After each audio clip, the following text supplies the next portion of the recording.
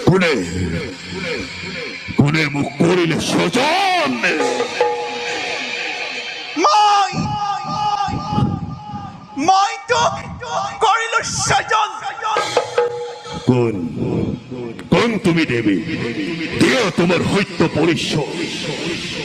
মই ময়ে ত্রিজগতর মাতা লক্ষ্মী মন্ত্রী এই মন্ত্রী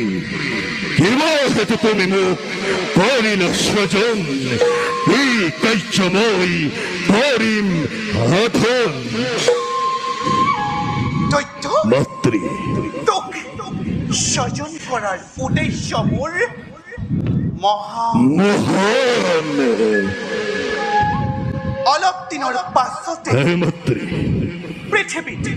মহাপ্ৰলয়ৰ সৃষ্টি হ'ব মহাপ্রলয়